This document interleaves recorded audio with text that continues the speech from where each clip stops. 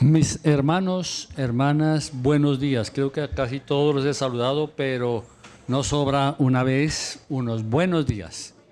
El Señor escucha oraciones y con la convicción de que Él escucha, el Espíritu Santo va a estar guiándonos en este tiempo, tanto a ustedes para recibir el mensaje y a mí para que Dios me dé claridad de palabra para que todos podamos recibir ese mensaje que tiene Dios para cada uno de nosotros. El tema de hoy, bueno, estamos estudiando Hebreos y vamos al capítulo 10, vamos a ver los versículos 32 a 39. Podríamos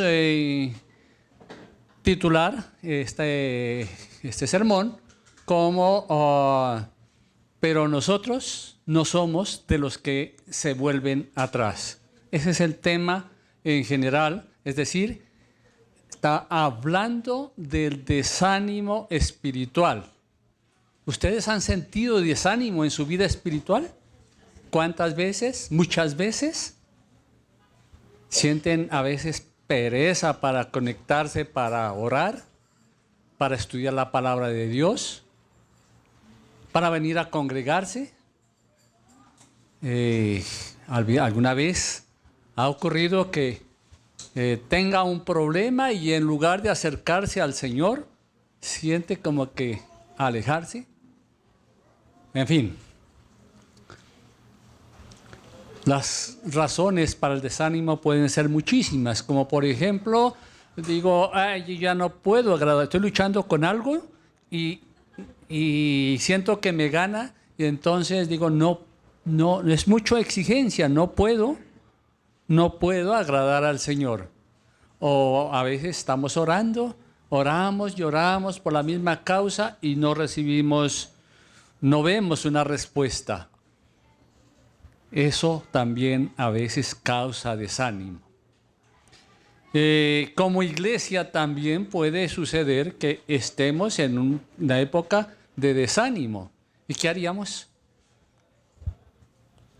Hacer una reunión de motivación, invitar a un predicador especial que nos lleve al avivamiento.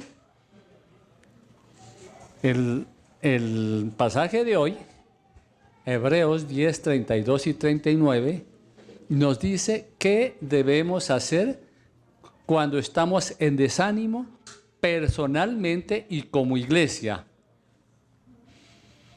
Pero estos consejos, recomendaciones, es única y exclusivamente para verdaderos creyentes, así como nosotros. Somos verdaderos creyentes, pese a que muchas veces caemos.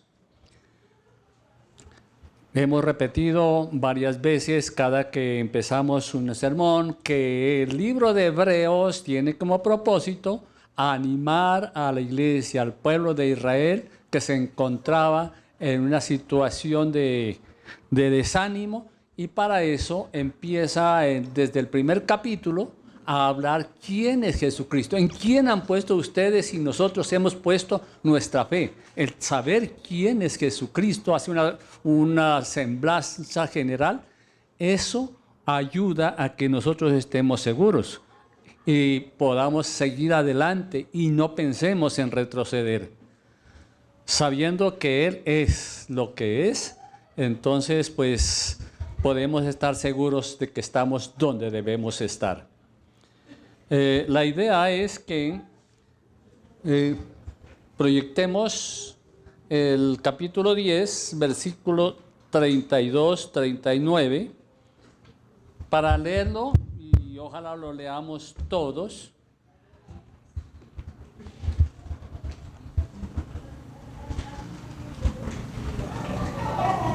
Lo voy a leer de la versión NTV, Nueva Traducción Viviente.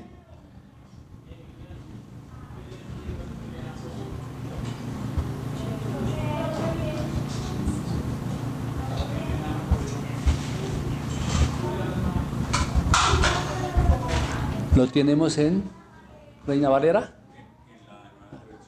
¿Nueva traducción? Dice así desde el versículo 32.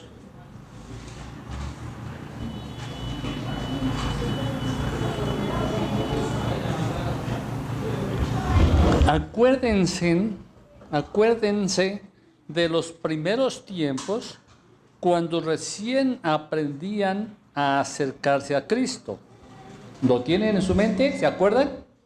Recuerden cómo permanecieron fieles, aunque tuvieron que soportar terribles sufrimientos. Algunas veces los ponían en ridículo públicamente y los golpeaban.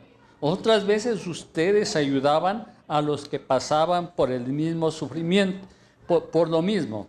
Sufrieron junto con los que fueron metidos a la cárcel, y cuando a ustedes les quitaron todos sus bienes, lo aceptaron con alegría. Sabían que en el futuro les esperaban cosas mejores que durarán para siempre.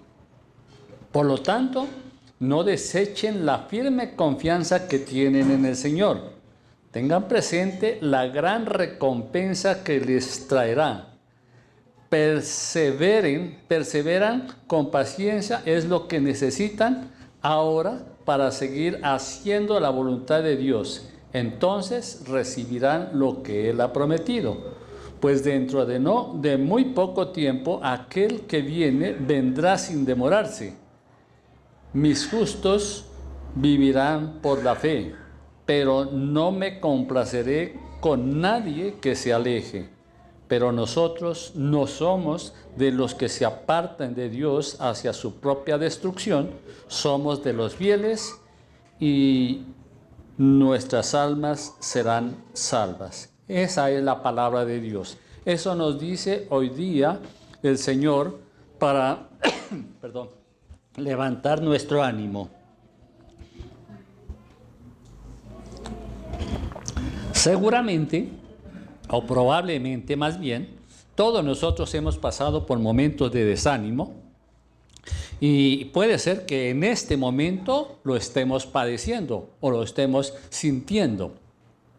En este pasaje encontramos 3 razones, digamos, para que nuestro ánimo suba. 3 salidas frente a un posible desánimo en nuestras vidas.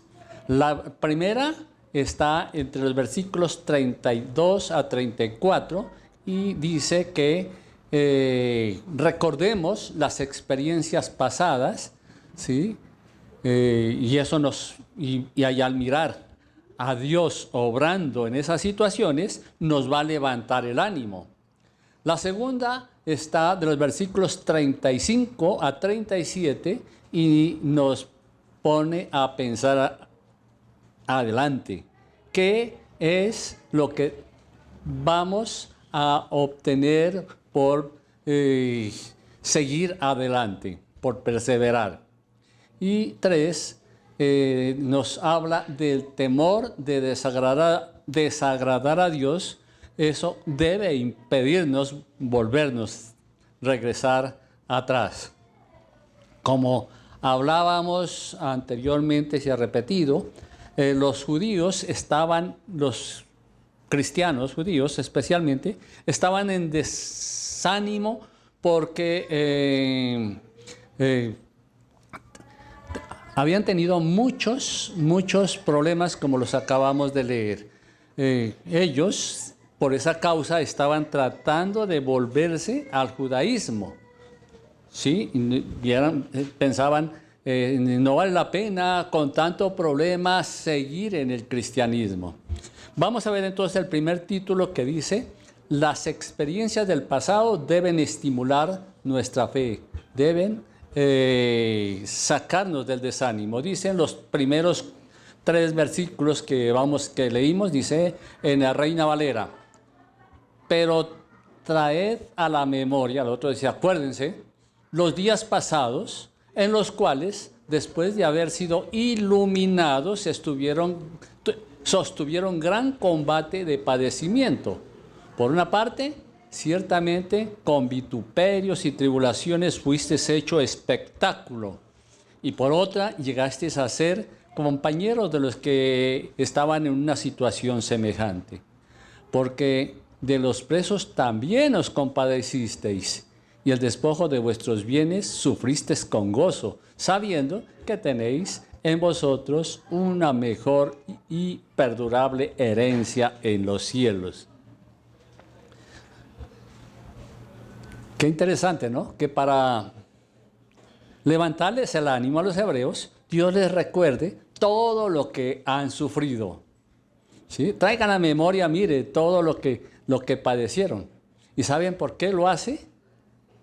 Porque en esas situaciones bien difíciles de pruebas, pudieron experimentar la misericordia de Dios, la fidelidad de Dios, y eso los levantó en esa oportunidad para seguir adelante. Entonces les dice, bueno, ustedes ya saben quién es Dios, pues no tienen por qué atemorizarse e ir para atrás.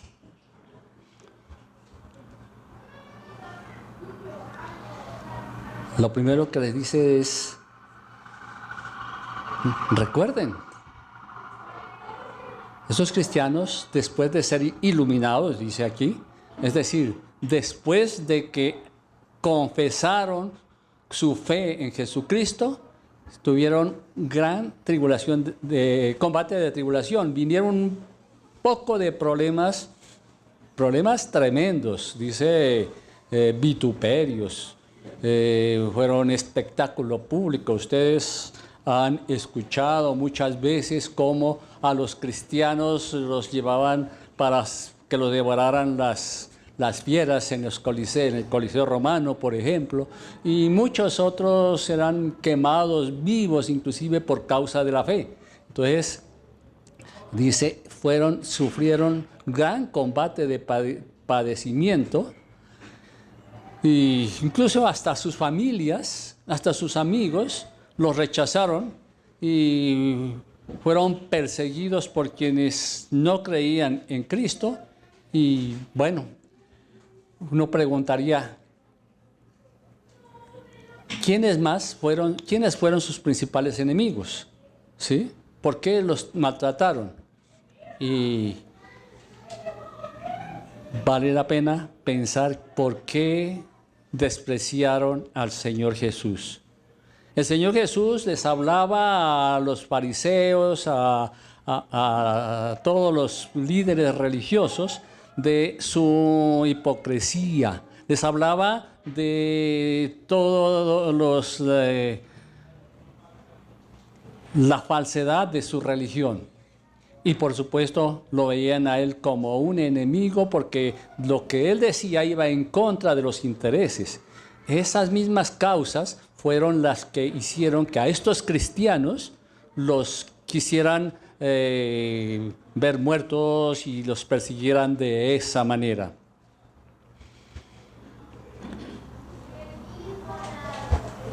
Y una pregunta, bueno, la siguiente pregunta es la que contesta aquí. ¿Cómo fue esa persecución?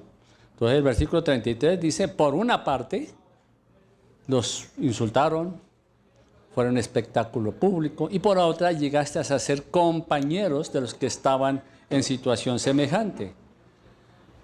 Cuando hablo de espectáculo, me está recordando los azotes que les dieron. El apóstol Pablo los menciona muchas veces. Y el trato que les dieron, les daban un trato como de criminales, como alguien que estaba haciendo mal a la humanidad. ¿Y por qué? Porque los líderes religiosos se valieron de las autoridades, haciéndoles creer que ellos estaban en contra del gobierno, ¿sí? Entonces, los líderes políticos decían, estos están negando o resistiendo la autoridad del rey. En consecuencia, deben ser castigados.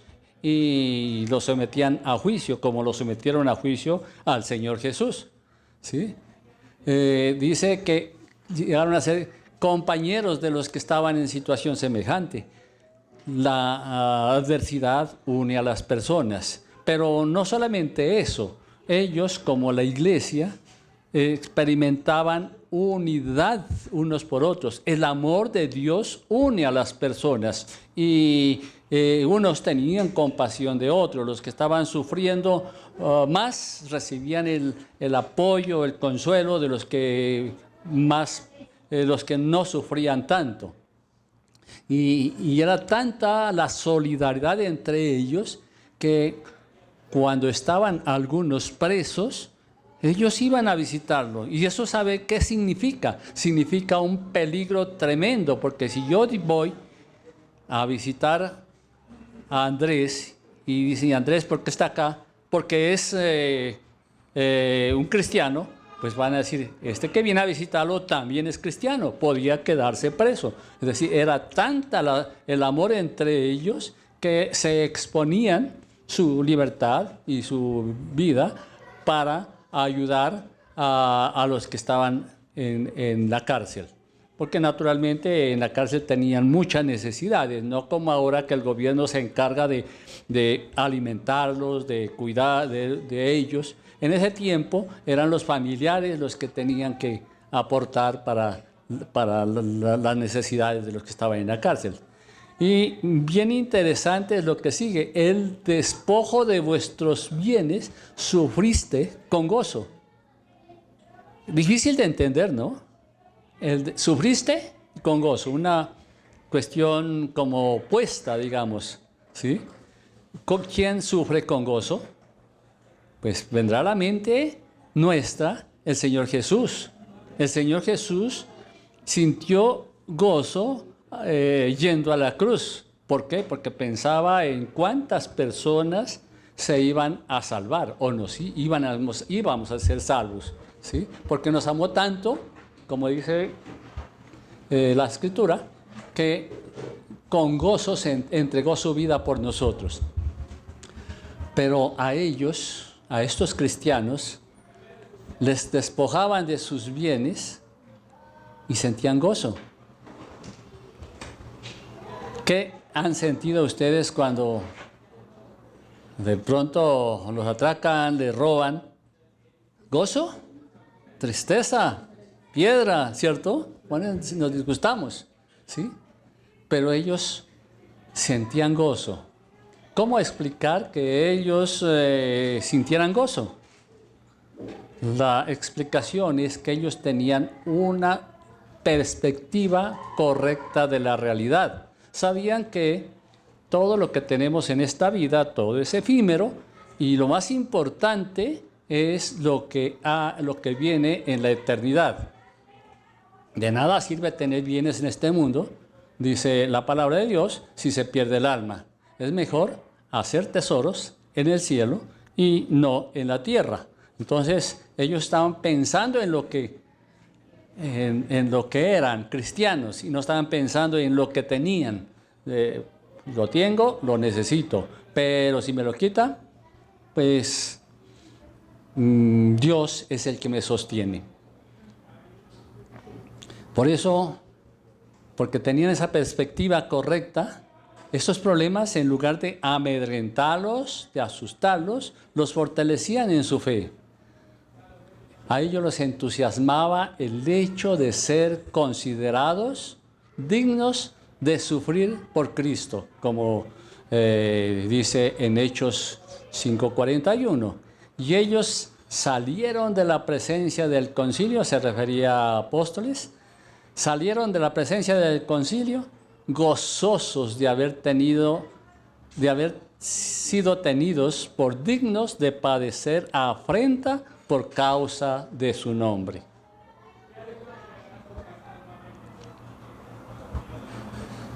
Entonces, recordar la forma en que Dios nos ha sostenido en momentos de tribulaciones, de problemas, nos da nos levanta el ánimo cuando tenemos que afrontar un nuevo problema. El autor de Hebreos les pide recordar entonces esos problemas para que recuerden también la fidelidad de Dios. La fidelidad de Dios que los sacó de problemas bien difíciles.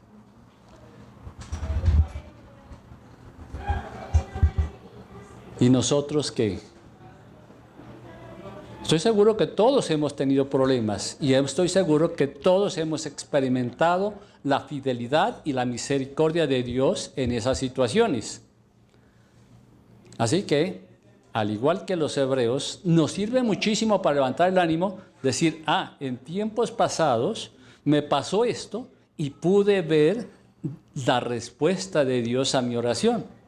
Nosotros como familia, por ejemplo, les hemos comentado muchas veces el tiempo del COVID. Jenny estaba casi muerta. Para los médicos no tenía ya ninguna expectativa de vida. Sin embargo, nosotros oramos y hoy le damos la gloria a Él. Y si vienen problemas, pues sabemos que tenemos un Dios fiel, un Dios poderoso, un Dios misericordioso. Y en este caso está hablando de problemas que vinieron a los judíos que se convirtieron y concretamente por causa de la fe. También algunos de ustedes y nosotros mismos hemos tenido problemas por causa de la fe.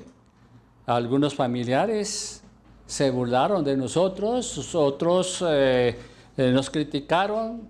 Yo recuerdo, viene a mi mente que un familiar, a mi señora le decía la papisa, pero por burlarse de ella, ¿sí? Porque ella le hablaba de la palabra de Dios y a él no le agradaba mucho, ¿sí? Entonces, una forma de burlarse era decirle la papisa, ¿sí? Pero si sufrimos, tanto a aquellos tiempos como ahora, Dios nos dice en Isaías 41:10, así que no temas, porque yo estoy contigo.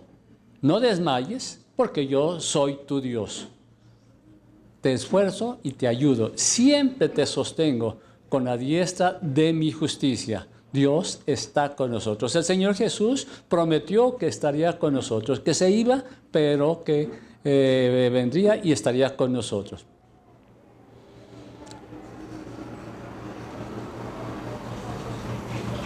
Y una razón en el versículo 34 es una razón para no estar desanimado, dice, sabiendo que tenéis en vosotros un mejor y perdurable herencia en los cielos. Siempre que tengamos dificultades, en lugar de desanimarnos, pensemos hacia dónde vamos.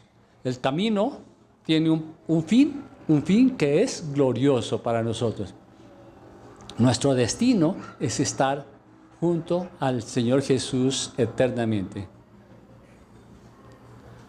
De acuerdo con lo que hemos visto, existe una relación entre la razón, la fe y la memoria. La fe tiene un soporte fuerte, que es que tenemos un Dios que se ha revelado y nosotros no estamos dando un salto al vacío cuando creemos, cuando tenemos fe, sino está basada en cosas que son verdadero sustento. Y también tiene una relación con la memoria. Si nosotros olvidamos lo que Dios hace o ha hecho en nuestras vidas, lo que hizo Jesús por nosotros, pues nuestra fe es demasiado débil o de pronto carecemos de fe, porque el pasado es fundamental también para el presente.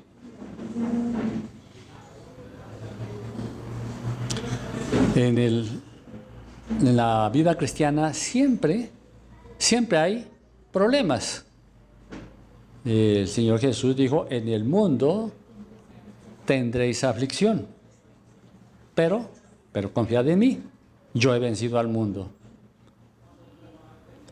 Y aquí estamos viendo herramientas que Dios nos da para seguir adelante, para soportar esas pruebas.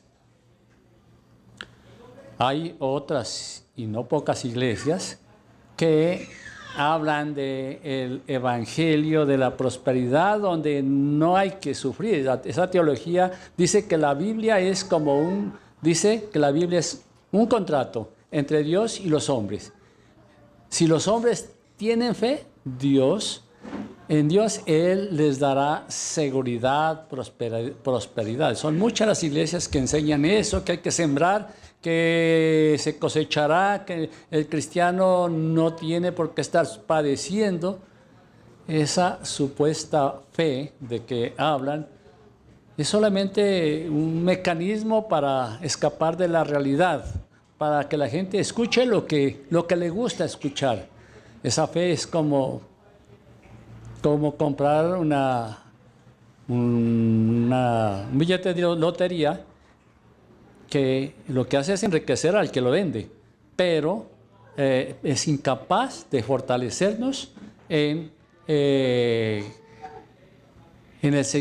seguir adelante en medio de dificultades. Y cabe aquí alguna pregunta.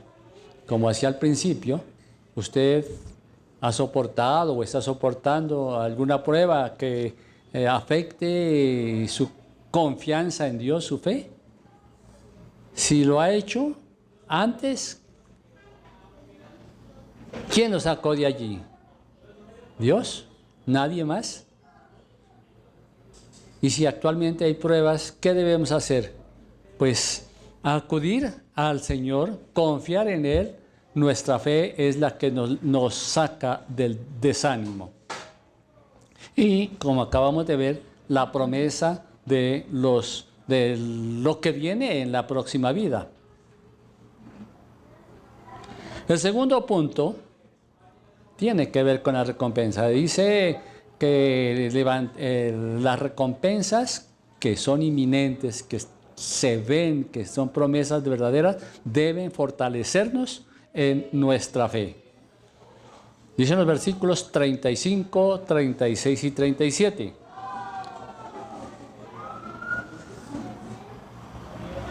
No perdáis pues vuestra confianza, que tiene gran galardón, porque os es necesaria la paciencia para que, habiendo hecho la voluntad de Dios, obtengáis la promesa.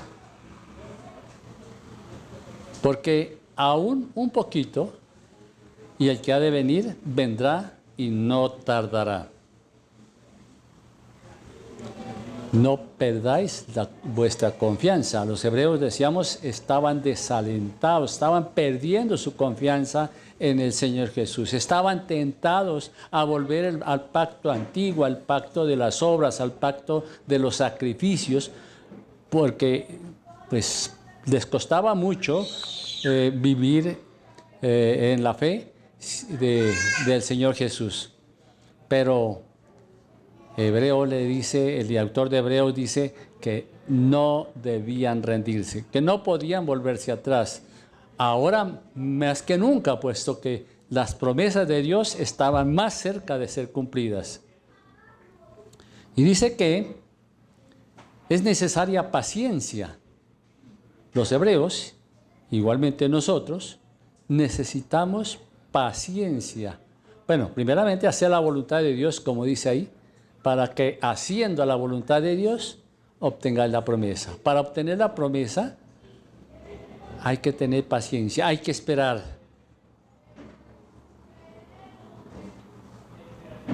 Una prueba bien difícil, una prueba desalentadora puede ser cuando no vemos cumplirse las promesas de Dios. Oramos y no vemos respuesta.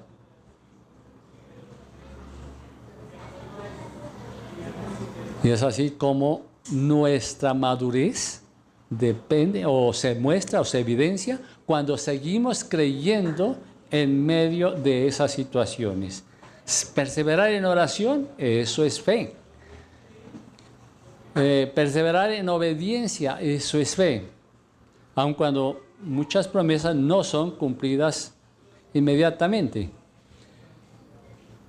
Santiago, en el capítulo 1, versículos 2 a 4, nos dice: hermanos míos, tened por sumo gozo cuando os halléis en diversas pruebas. Una vez más, el contraste entre sufrimiento y pruebas. Sufrimiento y gozo, perdón. Hermanos míos, tened por sumo gozo cuando os halléis en diversas pruebas, sabiendo que la prueba de vuestra fe, ¿qué produce? Paciencia. Mas tenga la paciencia su obra completa, para que seáis perfectos y cabales, sin que os falte cosa alguna. Y habla el versículo 37 de cuál es la esperanza. Dice: porque aún un poquito y el que ha de venir vendrá y no tardará. Esa es la mayor esperanza nuestra. Cuando dice el que ha de venir, necesariamente estamos hablando del Señor Jesús. Él prometió que vendría y bueno, Él vendrá. Esta frase la copió el autor de Hebreos, de Habacuc 2:3, que dice prácticamente lo mismo. Dice: porque aún un poquito y el que ha de venir vendrá y no tardará. Entonces, nuestra fe no solamente se estimula mirando atrás y cómo fue Dios fiel con nosotros, sino también mirando adelante hacia el futuro, hacia nuestro destino. Todos, tanto los convertidos como los recién convertidos, como los que llevamos mucho tiempo, somos peregrinos, vamos camino al cielo. El apóstol Pablo decía, ya viejo, decía: prosigo a la meta. Nosotros proseguimos a la meta. Habrá dificultades. Satanás querrá desanimarnos, pero nosotros seguimos a la meta. En Romanos 8:18 se dice: pues tengo por cierto que las aflicciones del tiempo presente no son comparadas con la gloria venidera que en nosotros ha de manifestarse. Lo que decía, hay problemas, hay dificultades, pero si miramos adelante, miramos a la gloria venidera, como dice aquí, podemos sentir ánimo para seguir luchando. Es como cuando uno va en un camino, y viene a mi mente las caminatas cuando era joven, cuando iba a mi pueblo, eran 12 horas, al caminar 6, 7, 8 horas ya iba uno que no daba más, pero el pensar en llegar a la casa, eso de ahí sacaba fuerzas de donde no tenía. Mire adelante, mire dónde va a llegar y seguimos adelante. Eso nos debe dar ánimo. El Señor Jesús nos prometió que vendría. Él vuelve por su iglesia, estamos seguros. Entonces también nosotros debemos estar tranquilos y confiados. Dice Juan 14:1: no se turbe vuestro corazón, creéis en Dios, creed también en mí. En la casa de mi Padre muchas moradas hay. Para allá vamos, ¿no? Y si así no fuera, yo os los hubiera dicho: voy pues a preparar lugar para vosotros. Y si me fuere y prepare el lugar, vendré otra vez y os tomaré a mí mismo, para que donde yo estoy, vosotros también estéis. Qué linda promesa. Es una promesa que debemos tenerla presente cada vez que sintamos desánimo, cualquiera sea la causa. Es claro, el Señor Jesús vendrá por la iglesia y no tardará. Alguien dirá, pero a ver, eso lo dijo hace como 2000 años, y ahí dice que un momentico y que ya viene. ¿Qué pasa ahí? Para entender, basta leer 2 de Pedro 3:8. Dice: para con el Señor un día, pero con el Señor un día es como 1000 años y 1000 años es como un día. Desde esa perspectiva, desde que el Señor Jesús ascendió al cielo, no han pasado sino un poco más de 2 días y unas cuantas horas. O sea, hace poquito que se fue. Entonces, que ya viene, bueno, confiemos que pronto viene y ese puede ser mañana mismo. ¿Y estamos preparados? Una pregunta que cabe aquí, si viniera hoy, ¿cómo te encuentra? Especialmente, y es un llamado para quienes no han puesto su fe en Jesucristo como Señor y Salvador. Si Jesús no es tu Salvador, veíamos hace 8 días el terrible destino para quienes no son salvos. Así que el llamado, la exhortación, la súplica más bien, es que tengan en cuenta esto. El Señor Jesús viene y esta vida es la oportunidad que tenemos para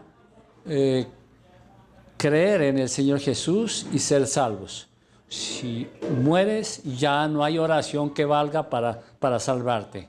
Vas al destino que tus pecados han trazado. Y el tercer punto es el temor a desagradar a Dios debe impedirnos volver atrás. Están en los versículos 38 y 39. Dice así: mas el justo por fe vivirá por fe, y si retrocediere no agradará a mi alma. Pero nosotros no somos de los que retroceden para perdición, sino de los que tienen fe para preservación del alma. Pero el justo, ¿quién es el justo? ¿Hay alguien perfecto que no haya cometido pecado? Nadie, solamente Cristo, solamente Dios. Entonces, justo es toda aquella persona que ha sido justificada por la obra redentora del Señor Jesús. Entonces dice, pero el justo por fe vivirá. ¿Qué es vivir por fe? Es vivir conforme a la voluntad de Dios. Es obedecer su palabra. Es depender en todas las áreas de la vida, depender del Señor Jesús. Si volvemos al antiguo pacto, si volvemos a creer en obras para salvación, estamos desagradando a Dios. Y dice, desagradará mi alma. El justo que vive por fe agrada a Dios y puede resistir todas las pruebas de que hemos hablado hace un momento. Dice en el 39, pero nosotros no somos el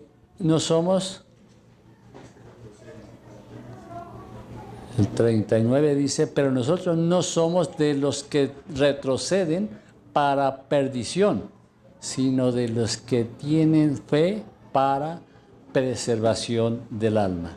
De eso somos nosotros, de los que tienen fe para preservación del alma.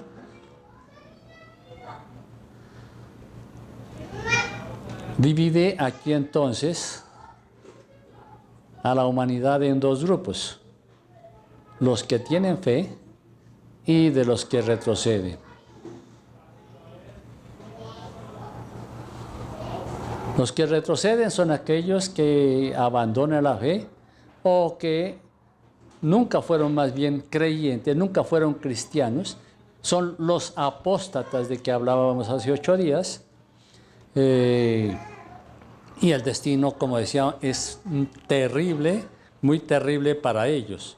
Los que tienen fe es otro grupo en donde estamos nosotros. Nosotros, los que somos salvos, los que perseveramos en la fe, los que alcanzaremos las promesas. Un día estaremos con el Señor Jesús eternamente disfrutando de la salvación que Él ganó para nosotros. La fe, entonces, no solamente es para salvación, es también para preservarnos, para mantenernos firmes, para afrontar las tribulaciones. En síntesis, este mensaje nos habla de 3 herramientas, digamos así, que Dios nos deja para no retroceder, para no volvernos atrás, para no hacer como como estaban tentados algunos judíos de volverse al pacto de las obras. Las 3 herramientas son, primero, hacer memoria de la misericordia de Dios cuando estuvimos pasando por pruebas y Él nos mostró su fidelidad al sacarnos de allí. La segunda herramienta es mirar adelante esperando y confiando el cumplimiento de las promesas del Señor. Él nunca falla, especialmente cuando Él dice que Él vuelve por su iglesia, Él vuelve por nosotros. Y la tercera herramienta es perseverar en la obediencia, en la fe, buscando la santidad día a día, porque eso es lo que agrada a Dios. Él dice que los que retroceden no agradan a Dios. Nosotros no somos de los que retroceden, nosotros somos los que vamos para adelante. ¿Cómo? Primeramente, la ayuda. Primero, la dirección de Dios, el Espíritu Santo en nuestras vidas, la palabra de Dios que nos está instando cada vez, llamándonos la atención. En fin, la iglesia misma es una ayuda para seguir adelante, para edificarnos mutuamente. Debemos entonces estar agradecidos porque el Señor, sabiendo, conociéndonos como nos conoce, sabe de nuestras debilidades y ha dado salidas para las dificultades. El Señor Jesús nos dio ejemplo de cómo afrontar los problemas que a Él le vinieron, las tribulaciones. Él siempre estaba en contacto con su Padre. ¿Y nosotros qué debemos hacer? Estar siempre en contacto con nuestro Dios. Estamos con dificultades, hemos cometido algún pecado tal vez y nos sentimos desgraciados, que no soy capaz de vivir la vida que Dios me manda. Pues si es así, confesarlo e ir al Señor, que Él no solamente nos perdona, sino que también nos limpia y nos fortalece para seguir adelante. Démosle gracias a Dios por su palabra. Oh Padre, este corto pasaje nos ayuda a seguir adelante, nos ayuda a no volvernos atrás, nos ayuda, Señor, a ver tu misericordia, considerando nuestras debilidades y fortaleciéndonos con tu Espíritu. Gracias, Dios, por tu palabra. Oramos que sea de bendición para todos y cada uno de nosotros y que cuando estemos pasando por momentos de desánimo, cualquiera sea la causa, un problema, un pecado o dificultades de cualquier índole, cualquiera sea la causa, acudamos a ti, Señor, con la convicción de que tú eres fiel, que tú no cambias, que si ayer mostraste misericordia con nosotros, hoy harás lo mismo, que hay grandes promesas para nosotros como hijos tuyos. No podemos ni imaginar lo que será la eternidad disfrutando de tu presencia. No podemos ni imaginar siquiera, Dios, ¿de dónde nos has librado al salvarnos? Dios, no por nuestros méritos, sino por tu inmensa misericordia. Te damos gracias y dejamos, Señor, nuestras vidas en tus manos. En el nombre del Señor Jesús. Amén.